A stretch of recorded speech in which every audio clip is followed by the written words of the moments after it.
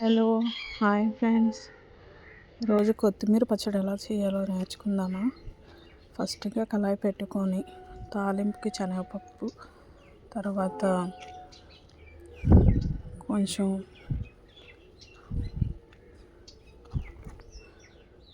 శనగ పచ్చి శనగ పలుకులు, ఒక 2 స్పూన్లు పచ్చి శనగపప్పు,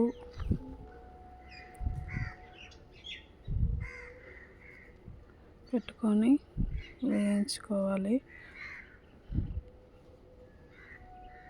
ఒక 2-3 నిమిషాలు అలా వేపుకుంటూ కలుపుతూ ఉంటే మాడిపోకూడదు. మాడిపోతే పచ్చడి టేస్ట్ అంతా పోతుంది. సో ఏంటంటే మాడిపోకుండా కొంచెం వేగాలి. తర్వాత ఒక 2 స్పూన్ల ఆవాలు, ఒక 2 పచ్చిమిరకాయలు, మీరు ఎంత కారం తినగలరో తెలియదు కదా, మా వరకు అయితే 2 సరిపోతాయి. సో అందువల్ల 2 వేసుకున్నాను. తర్వాత ఎండుమిరకాయలు కూడా ఒక 4-5 వేసుకోవాలి. ఇవన్నీ ఫ్రై అవ్వాలి ఫ్రెండ్స్. ఒక 5 వెల్లుల్లి రబ్బలు కొంచెం ఉంటే ఒక స్పూన్ నువ్వులు కూడా వేసుకోవచ్చు. తర్వాత ఏమో ఒక చిన్న అల్లం ముక్క కూడా కట్ చేసి వేసుకోవచ్చు. ఉంటే కరివేపాకు కూడా వేసుకోవచ్చు.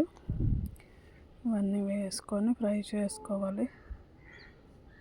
ఒక 2-3 మినిట్స్ అలా ఫ్రై చేసుకోవాలి. మాడకుండా సిమ్లో పెట్టుకొని ఫ్రై చేసుకుంటే మంచిది. మళ్ళీ మాడిపోయింది అనుకో నల్లగా ఉంటుంది, పచ్చడి అయినా టేస్ట్ బాగుండదు.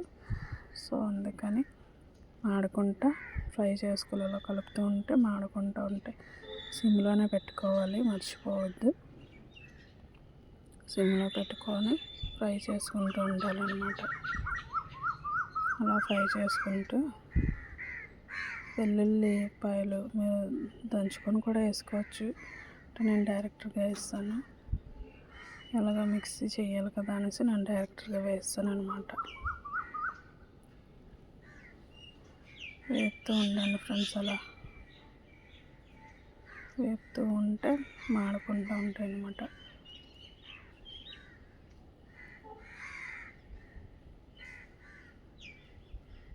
ఈ టైంలో కరివేపాకు ఉంటే కొంచెం కరివేపాకు వేసుకొని ఫ్రై చేసుకోవచ్చు.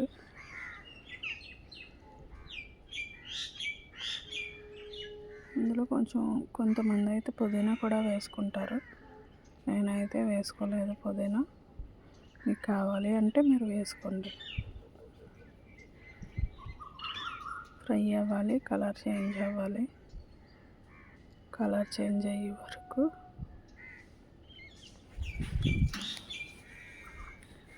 సిమ్లోనే పెట్టి ఆపుకోండి. అది వేగిన తర్వాత తీసి వేరే గిన్నెలో తీసుకొని అదే కళాయిలో ఒక 2 టమాటాలు వేసుకోండి. ఫస్ట్ పోపులు వేపించుకున్నాం కదా, పోపులు తీసి వేరే గిన్నెలో వేసుకొని చల్లారనివ్వాలి. అదే కళాయిలో కొంచెం టమాటా వేసుకోవాలి. టమాటా కొంచెం వేగిన తర్వాత చిన్న చింతపండు కూడా వేసుకోవచ్చు. ఇష్టం ఉన్న వాళ్ళు పులుపు తినే వాళ్ళు వేసుకోండి. లేదు అంటే ఆ టమాటా వేసుకొని దాన్ని కొంచెం సాల్ట్ కూడా వేసుకొని కొంచెంసేపు మగ్గనివ్వాలి. ఈ టైంలోనే కొంచెం సాల్ట్ కూడా వేసుకొని మగ్గనివ్వాలి. ఇష్టం అంటే చింతపండు వేసుకోండి, నెససరీ అయితే కాదు. లేదంటే చింతపండు వేసుకోండి.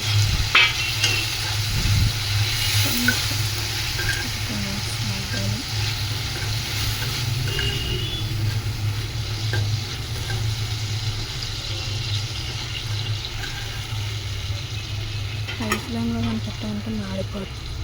స్టీల్ కలర్ కర్రీ మాడిపోతాయి కదా, అందుకని కొంచెం లో కాదు హైలో కాదు మీడియం ఫ్లేమ్లో పెట్టుకుంటే సరిపోతుంది.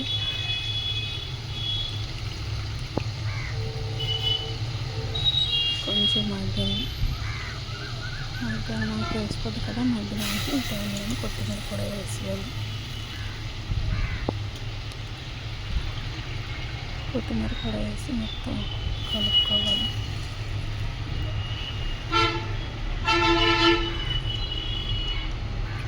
మొత్తం కలుపుకొని సేపు మూత పెట్టి ఉంచాలన్నమాట.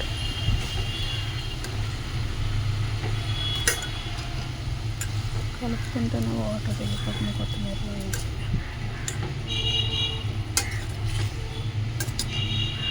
చాలా వాటర్ దిగిపోయి చూసారా.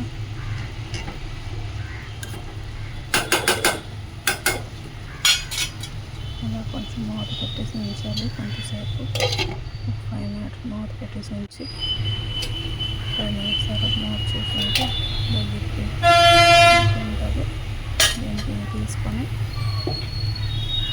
ఇందాక ఫస్ట్ మనం శనగపప్పు అది ఫ్రై చేసాం కదా, అది ఈ కొత్తిమీర టమాటా కూడా రెండు కొంచెంసేపు చల్లారనివ్వాలి. చల్లారనిచ్చి మిక్సీలో వేసుకోవాలన్నమాట. నేనైతే తీసేసి డైరెక్ట్ మిక్సీ గిన్నెలో వేసాను. మిక్సీ గిన్నెలో వేసి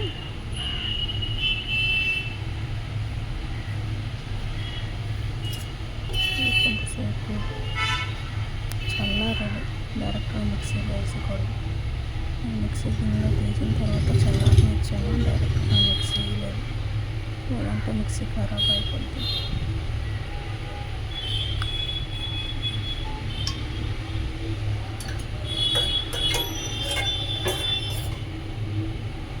సో మొత్తం కూడా తీసుకొని చల్లారనివ్వాలి. దీన్ని కొంచెం వాటర్ వేసుకొని మిక్సీ పట్టుకోవాలి. కొంచెం వాటర్ ఎక్కువ వేసుకోకూడదు, కొంచెం వేసుకోండి. ఫస్ట్ కొంచెం వేసుకొని మిక్సీ పట్టుకోండి. ఇంకా కొంచెం తిక్కుగా ఇంకా కొంచెం వాటర్ వేసుకొని మిక్సీ పట్టుకోవాలన్నమాట.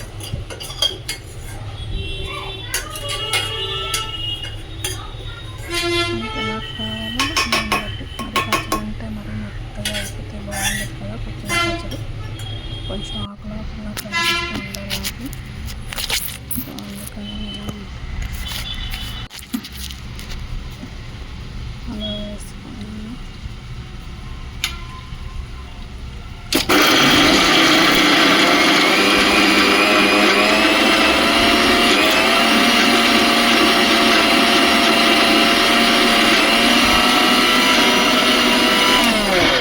ఒక టీ గ్లాస్ వాటర్ కూడా యూజ్ చేయలేదు.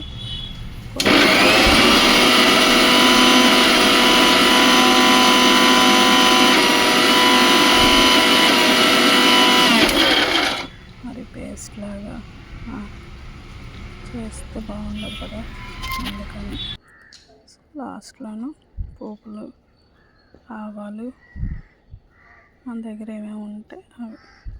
నేనైతే ఆవాలు, శనగపప్పు అన్నీ వేసి